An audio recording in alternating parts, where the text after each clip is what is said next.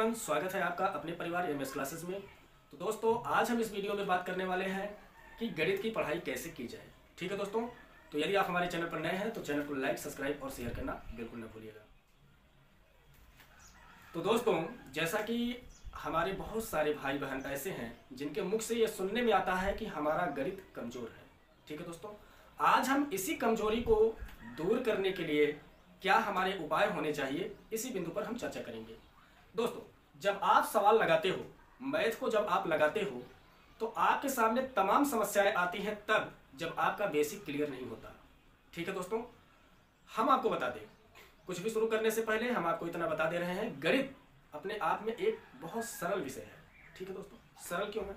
गणित का एक बहुत बड़ा कॉन्सेप्ट होता है और ये सबसे बड़ा कॉन्सेप्ट यही है कि मैथ एक ऐसा विषय है कि इसमें आपको एक पक्ष देकर दूसरा पक्ष पूछा जाता है। यदि आप हमारी बातों को नहीं समझे तो एक एग्जाम्पल के माध्यम से हम आपको समझाना चाहेंगे। जैसे यदि हम आपसे पूछ ले कि 5 कलम का मूल्य बताइए, 5 कलम का मूल्य बताइए, तो क्या इसका जवाब कोई दे सकता है? मेरे ख्याल से दुनिया का कोई भी गणितज्ञ इस सवाल का जवाब नहीं दे सकता। क्यों? क्योंकि इसका सबसे बड़ा कारण यह है कि इसमें डायरेक्ट केवल पूछ लिया गया है और इसके किसी भी पक्ष पर कोई चर्चा नहीं हुई है। कहने का मतलब सवाल का यही कॉन्सेप्ट है, एक पक्ष दिया जाता है और दूसरा पक्ष पूछा जाता है। ठीक है दोस्तों, एक पक्ष देकर दूसरा पक्ष पूछा जाता है। यहां पर केवल डायरेक्ट पूछ लिया गया है और दिया कुछ भी नहीं है। और यदि हम आपसे यह कह दें कि माना एक कलम का मूल्य ठीक 5 रुपए है, तो आप बड़े आसानी से 5 कलम का मूल्य बता सकेंगे। क्यों? क्योंकि यहां पर एक पक्ष दिया है और दूसरा पक्ष पूछा जा रहा है। तो सारे के सारे गणित इसी कॉन्सेप्ट पर निर्भर है कि कुछ न कुछ देकर उसी से संबंधित आपसे कुछ न कुछ पूछ लिया जाता है। ठीक है दोस्तों, चलिए अब हम अपने मुद्दे पर आते हैं।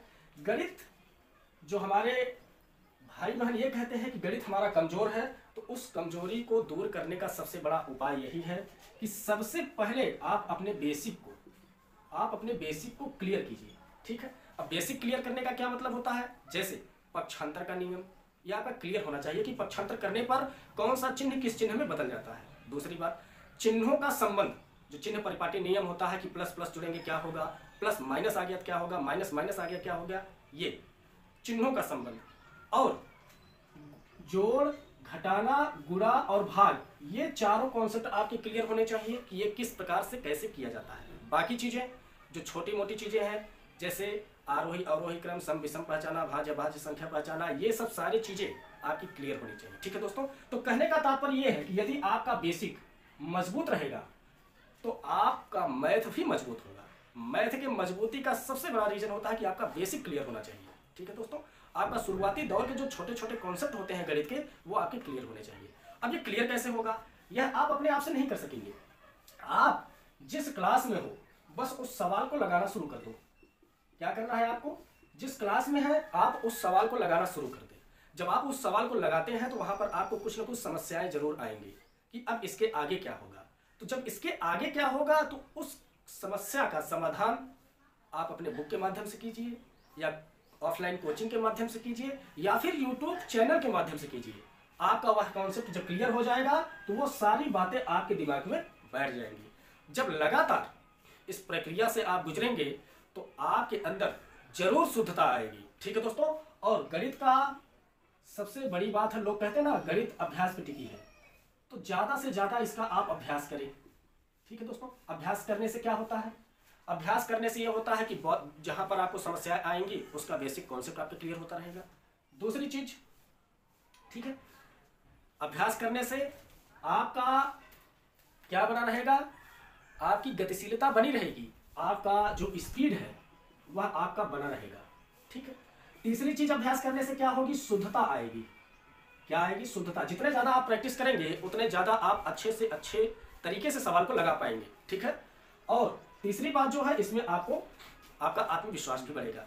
गणित को आप जितना ज्यादा से ज्यादा प्रैक्टिस करते हैं, आपका स्पीड भी बढ़ता है और उस सवाल को लगाने में शुद्धता भी आती है। और तीसरी बात जो है, आपका कॉन्फिडेंस भी बढ़ता है कि अब मैं सवाल को लगा पा रहा हूं। तो कहने का तात्पर्य यह है कि सवाल कोई भी हो, सबसे पहले आपका बेसिक क्लियर होना चाहिए। उसके बाद उस पर आप निरंतर अभ्यास को बनाए रखिए। ठीक, धीरे धीरे स्थितियाँ ऐसी होंगी कि आपको मैथ सरल लगने लगेगा। और दूसरी बात, अंतिम बातों में हम आपको ये बता देना चाहते हैं कि इस बार हमारे एमएस क्लासेस पर जो 10th और 11th का क्लास चलेगा, ठीक है दोस्तों, जो 10 और 11 का क्लास चलेगा, इस बार कक्षा 10 का सिलेबस कुछ इस प्रकार से पढ़ाया जाएगा, थोड़ा सा 2 कदम आगे बढ़कर पढ़ाया जाएगा ताकि 11 और 12 को वह टच कर सके। ठीक है दोस्तों, ताकि कक्षा 10 से निकलने के बाद जब आप 11 में जाएं तो आपको ज़्यादा समस्या का सामना न करना पड़े।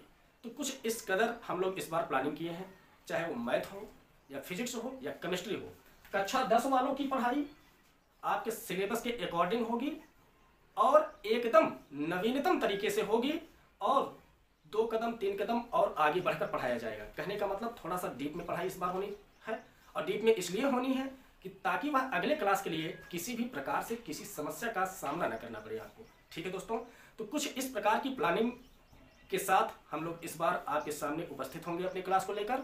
और हाँ, यदि आपको अच्छा लगेगा तो आप कंटिन्यू पढ़ते रहिएगा। ठीक है दोस्तों, और इन्हीं बातों के साथ अब हम आपसे विदा लेते हैं, मिलते हैं नेक्स्ट वीडियो के साथ। धन्यवाद।